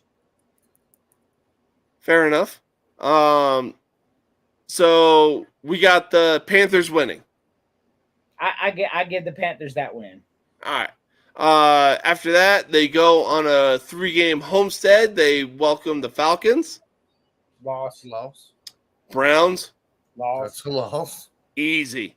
And Rams. Loss. After that, they go to New Jersey, East Rutherford, to be more specific, and take on the Giants. It's on the road. Man, They might get that win. They might get that win. they might. I think so. I mean, look, if Hold on, Tommy hold DeVito, you know what I'm talking about, is under center, they might get the win. But until Booster I see something defense from is the what I'm Giants, talking about. I agree. I God, agree. no No, I defense. agree. Okay. After that, they go back home, welcome the Redskins. That's a win. Fair enough. They go into Lambeau and play the Packers. They ain't beating the Packers in Lambeau in November or December. I mean, Oh, yeah. No. 2 days before Christmas? Hell fucking no. no. If I've Rattlers seen what a playing- game is if like in the Rattlers playing- wintertime in fucking Lambeau, and it's cold up there. Woo! That's a loss. Oh, yeah. So after they go into frigid Lambeau, they go back home to Louisiana and welcome the Raiders. That's a win And then they go into Tampa to take on the Buccaneers. and a loss. I got them at 3 wins. Yeah, I could see that. I got them at 2. I got the Giants at 1 win. I got the Saints at 2 wins. I got the Panthers at 4 wins, and I got the Cardinals at 6 wins. Those are like my bottom feeder teams. I actually bet on all of them. I bet on all of them to win less than 7 games. Yeah, No, I that's fair. bet on the Saints and the Panthers to win less than 7. Definitely. All right. But speaking of New Orleans, we got the LSU Tigers that we got to talk about. And man, oh man, what a schedule that the Tigers have. Whew, this is going to be a good one. Let's do So it. I believe this is a neutral site. They take on 23rd preseason ranked USC. It's in Vegas. Okay. But I mean, it doesn't matter if this game's at the Coliseum. LSU has a long way to go in defense, but Yeah, top to bottom, they're just so much better than USC. easily. Like Caitlin LSU. Clark with the double-double. Oh, what she put up? 27 points and 10 assists. Woo! Do your thing, girl. Yeah, well, she cleared my bet. Yeah. I mean, if it ain't Asia, I don't care. Man, could you imagine Caitlin Keep on Clark with your and dream. Keep on Asia with your Wilson dream. on the 2024 women's basketball team? Hey man, just imagine if Asia Wilson, Aaliyah Boston, Carmela Cardoso, Angel Reese, and Caitlin Clark are all on the same team. They might not lose a Or game. oh my God, what was her name from the All-Star game? Oh my God, this is gonna kill me. Brianna Stewart. No, oh my God, I can literally see her name. God, I'm gonna fucking nuke it. Fuck it. It was like similar to umbilical cord. She had like 30 points in the All-Star game. Nearly all of them were in the third quarter alone. Aguba Wally, that's it. Yeah, no, I don't. Anyway, Yeah. All right. So LSU over USC. yeah, All right. After that, they go into Death Valley and welcome Nichols. Nicholls State will lose by like 80. Yeah, that Mhm. like who the fuck are y'all? After that, they go into South Carolina and take on the Gamecocks. So here's the funny part about this game, right? And I am so undersold on South Carolina. I'm a realist, and you know, but I'm looking at this, and South Carolina going into Death Valley is not. I mean, going into a Williams-Brice is not an easy thing. South Carolina and LSU will both be undefeated at this point, so it'll probably be a night game because that's what happens. With that, Or actually, no, you sir are wrong. it's a So noon game. LSU goes into South Carolina, and it's a noon from game. my point of view, it's a 10 a.m. game, Yeah. and it'll be a noon game. So I want to break down. So LSU had a bad day. So I want to break down South Carolina's last 5 games. They lost to Texas A&M because of 2 fumbles in the fourth quarter, right? And they win 3 games in a row, including beating Kentucky. And then they lose to Clemson, who didn't even score an offensive touchdown after there were 2 weird calls that Clemson got turnovers. So South Carolina could have beat Clemson. This is a trap game for LSU. Now, I'm not picking South Carolina to win, but going into Williams-Brice with a team that's hungry and made like the number 3 transfer portal class, this will not be a blowout. This will be a close game, but LSU wins. Oh, no, for sure. It'll definitely be a hard-fought win for LSU. Correct. But after that, they go on a 3 home game stint. They welcome UCLA. Look, UCLA's so bad, Chip Kelly left to go be an offensive coordinator. Exactly. This will get exactly. I want to have high hopes for this team, but I shouldn't. One of the teams that they welcome is South Alabama. I don't know why you want to have high hopes for South Alabama. I mean, they're a good program. Yeah. But they're absolutely not beating LSU. No, absolutely not. Now, this game is definitely going to be a good one as they welcome preseason number 6 Ole Miss. So here's the problem. Here's the problem for them here. Ole Miss is a very good team, but Ole Miss cannot win in Death Valley. Yeah. But I struggled on this game. Now, I got LSU winning it. I struggled on it because LSU's defense is bad. Ole Miss will put up points. I 100% think Ole Miss should win this game. They should be able to easily outscore them. However, I got LSU winning. Yeah. No, I mean, I agree. I mean, Ole Miss is going into Death Valley. Like, come on. It's nearly impossible to win in Death Valley. In any case, after they go on their 3-game home stint, they go on a 2-game road trip and play Arkansas. They'll win that game. Yep. And then they go into Texas A&M, or they go into Kyle Field and play Texas A&M. I did it. All right, go show Martha. So, good job. So that is a loss. Really? Yeah. So LSU, we talked about how Ole Miss has bad luck there. So does LSU on Kyle Field. Texas A&M is a great team. Take nothing away. Brian Kelly is a fraud, and like he'll get at home, but they're 100% losing to Texas A&M. Okay. After that, they go back to Death Valley and welcome preseason number 5 ranked Alabama. Alabama's going to beat LSU. I mean, I had LSU winning this game when I did the preseason with Alabama, but I was looking at it today, and I'm looking at all the variables, and I'm just looking at talent top to bottom, and I'm looking at coaching. I don't know what the hell I was thinking picking LSU to beat Alabama because they're not going to. I'm just everything just gets to me with Kalen DeBoer, but I got to remind myself Alabama recruits itself. And Nick Saban did not leave the cupboard bare. What Nick Saban left is better than what LSU has, and then he added more in the portal. Alabama's going to win this game. All right, fair enough. Alabama to 11-1 from 10-2. All right, so I already know that these next 2 games are easily going to be wins for LSU. They go into Gainesville and take on Florida. Not so fast, my friend. Whoa, okay, Lee Corso. Florida is a very bad football team, but Florida is also a very prideful football team. And going into the swamp is not an easy place.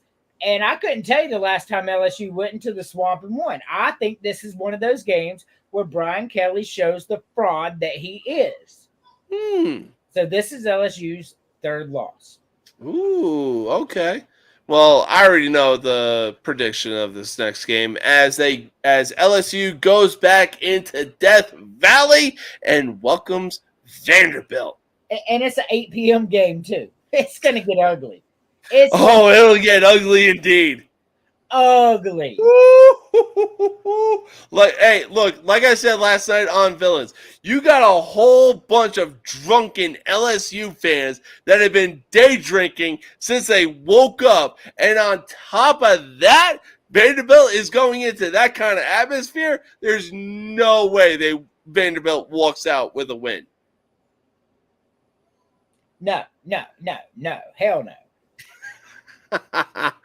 And last game of LSU's schedule, preseason number 16, Oklahoma. So I struggle with this. Oklahoma's actually the favorite to win this game, but what Oklahoma has is Brent Venables, and what Brent Venables is also a fraud. So if you look at Clemson's defense before he got there and after he left, they ain't missed a fucking beat, like, at all. I mean, it's the offense that took a hit, right? When Tony Elliott left. So I'm gonna go ahead and tell you now. I think LSU wins this game and finishes 9-3. Respect. I could probably see them going 10-2 at best, but I mean, hey, when it comes to college football, you never know what's gonna happen. You know, I mean, LSU could have a trap game at South Carolina, and the wheels are going to fall off. You just don't know. Exactly. So we are still saying with the NFC South, but there is a team that isn't exactly in the SEC, but they pushed Bama to their limits. I'm of course talking about the Tampa Bay Buccaneers and the USF Bulls. Okay. Again, they pushed Alabama to their limits, despite the fact that they lost 17-7. Like, are you kidding me? Now, we're going to start with the Tampa Bay Buccaneers and get this out of the way easily. First game on the schedule for the Buccaneers, they are in Tampa, and they welcome the Broncos. Well, they welcomed the Commanders in the first game. Oh, yeah, you're right. Wow. I scrolled way too past. All right. So first game, they welcome the Commanders. And they'll win that game. Yeah. Next game up, they go into Detroit and take on the Lions. And they take home the L. They're not beating the Lions. No, absolutely. Oh, my God. Did Detroit fucking upgrade this offseason?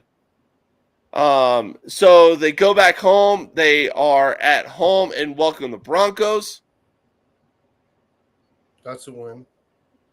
I struggle with this one. I 100% think the Broncos can win this game. I do. But even with Bo Nix under center? I think this is a Baker Mayfield game. This is one of those games where he throws for 280, 290 yards, and he's got, 3 or 4 touchdowns, but he has an interception too. He throws an interception because he makes a bad decision. But, it's like, a 27-13, it's. I can see that. It's in Tampa, so I'm going to give them the win there, but it'll be close. Yeah. No, for sure. I really call it close as well. Next team that visits is the Philadelphia Eagles. Loss. Yeah. They go on a 2-game road trip, take on Atlanta. Loss. After that, they go into New Orleans, take on the Saints. They beat the Saints. Yep. After that, they go back home for 2 games, welcome the Ravens. That's a loss. Yeah, easily. And then they welcome the Falcons. That's a loss. They go to Kansas City, play the Chiefs. That's a loss. Yeah. They go back home, play the 49ers. That's a loss. They go to East Rutherford, New Jersey, play the Giants. That's their 4th win. Okay. After that, they go to Carolina, take on the Panthers. That's their 5th win. All right. They go back home, welcome the Raiders. That's their 6th win. They go into LA, take on the Chargers. That's a loss. Yeah, I could see that. After that, they go into Dallas, take on the Cowboys. That's a loss. That's a loss. Yep. They go back, and their final 2 games, they go back home, play the Panthers, That's a win. and they play the Saints. That's a win. So they finished with 8 wins. So them and the Falcons ain't going to be that close. Yeah, no, like That's a brutal At least schedule. 3 games to separate them. That's a brutal fucking schedule. That oh, really for is. sure. Well, hey, it's not as brutal as the Minnesota Vikings, though. Let's be honest. No, but I mean, goddamn, you got to play the Chiefs and the Ravens out of the AFC while playing the Falcons twice, and you got to play the fucking Lions, and you got to play the 49ers. Goddamn, who made this schedule? That's Somebody who hates playoffs. Baker fucking Mayfield. I'll tell you that. No, that's what you get for making the playoffs. That's right. Oh, you Bro, so let's see how this. Well, no, that's what you get for. from 2008, right, until 2012, when we won the Super Bowl, we had like 2 of those years we had the hardest schedule, and then also one of those years we had the most miles traveled for a team, on top of one of the hardest schedules. Jesus. And now it's like, what was it? It was Lamar Jackson's first MVP year. Well, look at Same how thing. look at how they're traveling. They're down in Florida and they're going fucking everywhere.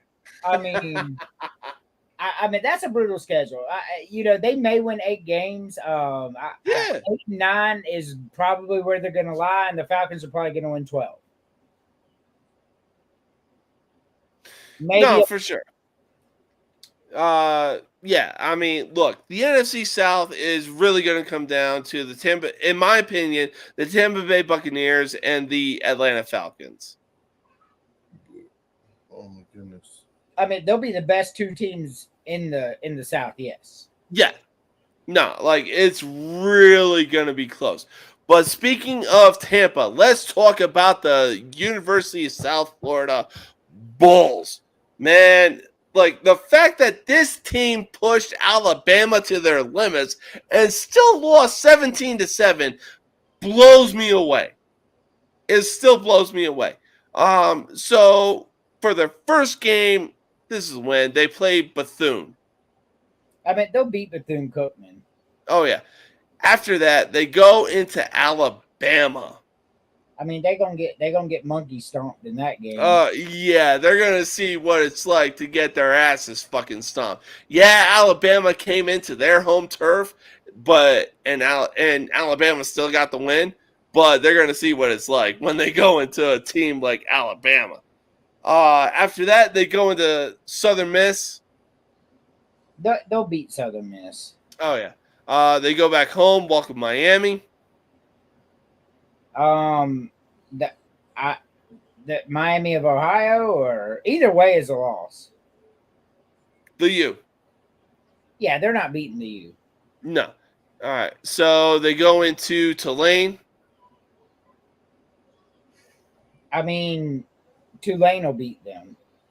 Yeah. After that, they go on a 2-game homestead and welcome Memphis. Memphis That'll be a spicy game. That will be a spicy game. Yeah, I agree. For sure. Next game up, they welcome University of Alabama Birmingham. UAB is a great story that they lost their program and then got it back. But I think South Florida wins this game. All right. After that, they go into Fort Lauderdale to take on the FAU Owls. You just never know with FAU what they're going to be because they are a Florida school. I mean, I think they lose this game. I don't think they can win at Florida Atlantic. All right. Fair enough. After that, they go back home and welcome Navy. So this isn't the Navy 5 years ago. This is a very bad Navy team. South Florida gets the 3rd win here. Fair enough. After that, they go into Charlotte. Charlotte is also a very bad team. I think they get their 4th win here. All right. Then USF goes back home and welcomes Tulsa. So, the sad part for them, Tulsa 2 years ago was a really good team. Tulsa now is a really bad team. South Florida gets their 5th win. All right. And then to close things out, they go into Texas and take on Rice. So here's the problem. They need this win to get bowl eligible, and they're not going into Rice and winning that game. No, I mean, look, Texas is already a tough place to go in and try and win. 5-7. All right, that's fair.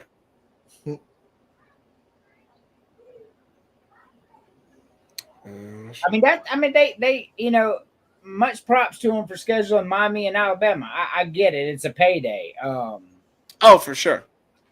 But and Memphis is a good. They're going to win 5 games, and that's their ceiling, I believe. They could fuck around and lose to Southern Miss. That's my friend. Yeah.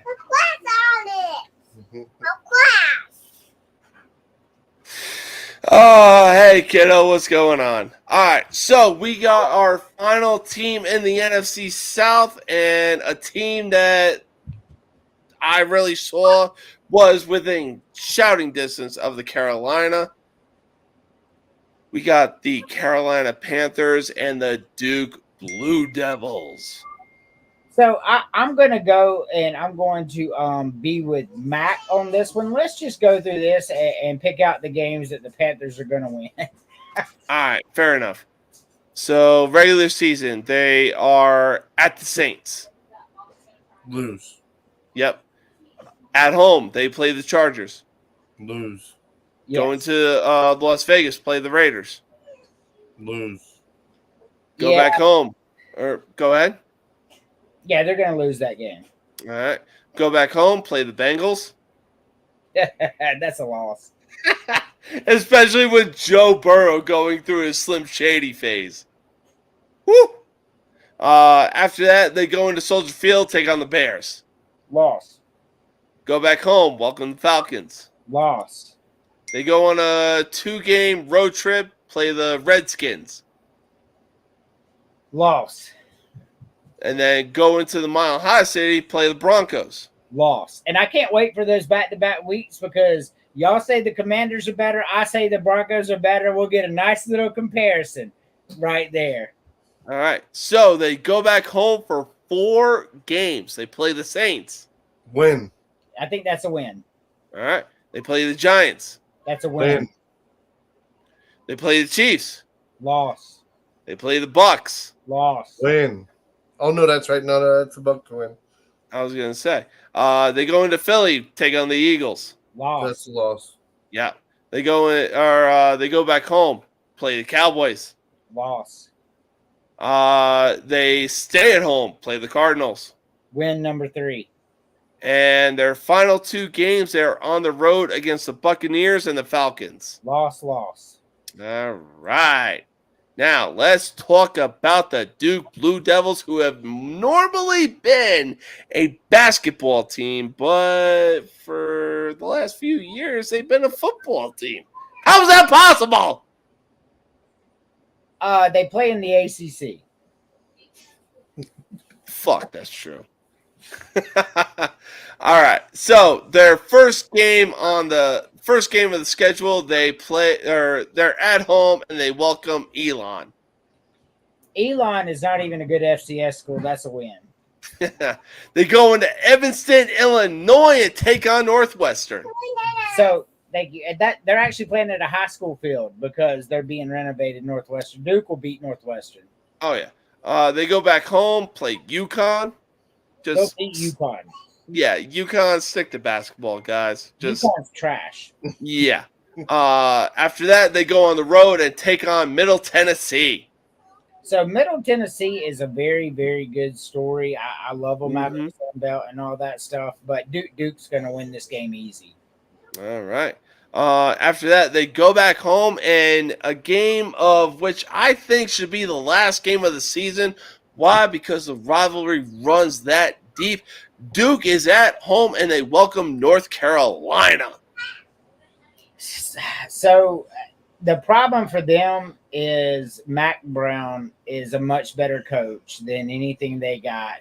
They'll take their first loss here. Okay. After that, they go on the road to take on Georgia Tech. So, and remember, Chris says Georgia Tech's an 8-win team, right? Yeah.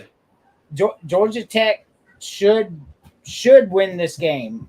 Duke's second loss. All right. After that, they go on a 2-game homestand and welcome number 10 Florida State. That's a loss. Okay. Then they welcome SMU. That's a loss. All right. Then they go on the road and play number 19 Miami. That's a loss. Number 20. Then they still stay on the road and play number 24 NC State. That's a big loss. They go back home and play Virginia Tech. They beat Virginia Tech. And then final game, they go into Wake Forest to take on the Demon Deacons. And they beat them for their 6th win. So like they win the first 4, they lose the next 6, and then they win the last 2. Virginia Tech, and I know that Chris says Virginia Tech's going to win the ACC, but Virginia Tech is not a good football team. They're not going to beat Duke. Duke's going to be 6-6. All right, that's fair. Broken. That is fair. All right, so we are done with the NFC South and their college-associated teams. We are about to take our final commercial break, and we are about to close things out with Name That MLB Player. We will be back. Nobody can stop me now.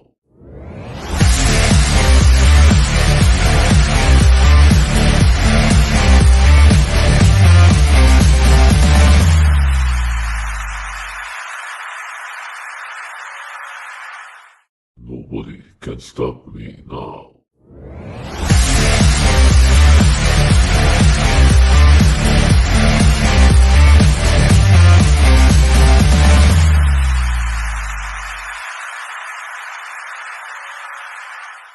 Nobody can stop me now.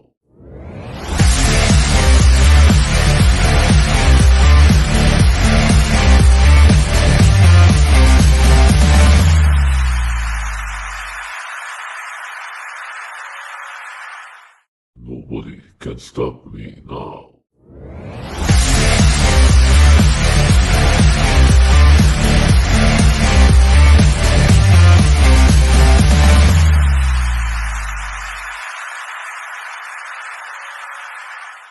Nobody can stop me now.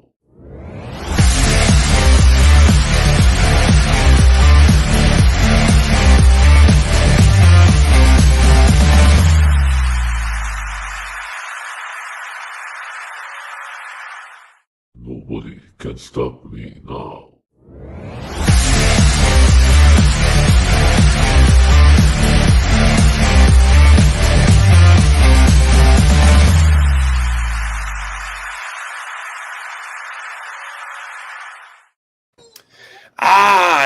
Yes. Now, we've been talking a lot of football, and I mean a lot. We are just a mere few weeks away. I can almost fucking taste it. Like, I can literally hear the Sunday Night Football theme playing in the distance, and I cannot wait. We've got plenty of time before football season starts, and when we wake up early and hungover, both excited to watch both College Game Day and NFL Countdown. But for now, let's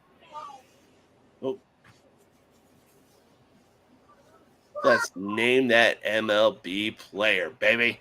Woo! Woo! Now, this player made his debut in June of 2005 with the Cincinnati Reds and would go on to be with them until 2009.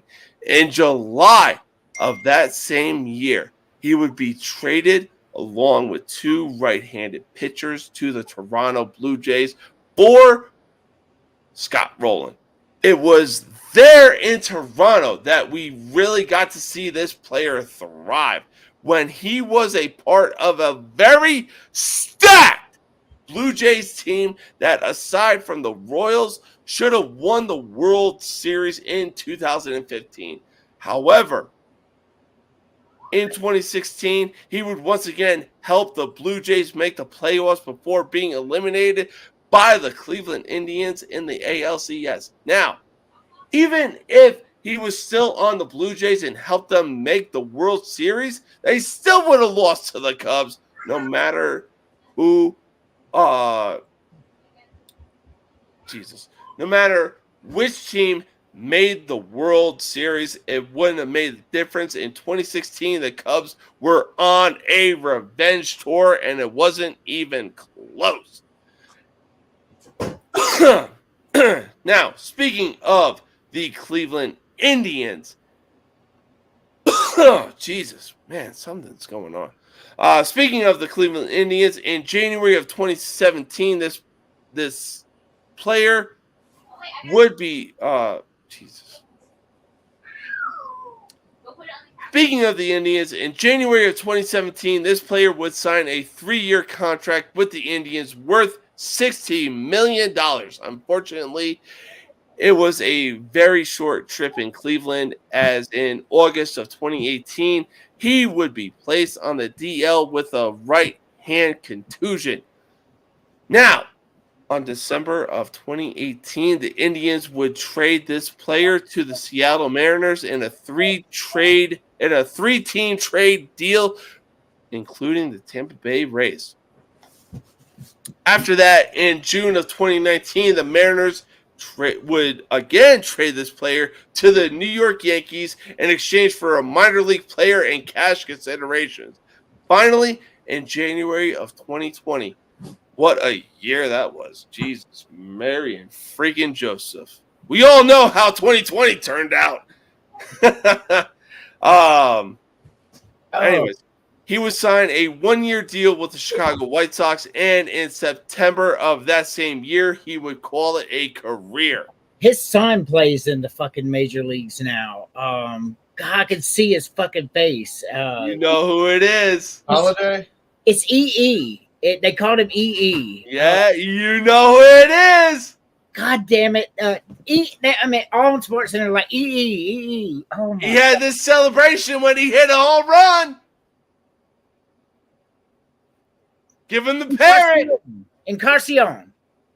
Edwin Encarnacion. You are correct, sir. You are fucking correct. Yes, he played forever. That dude's my age. The fucking parrot celebration.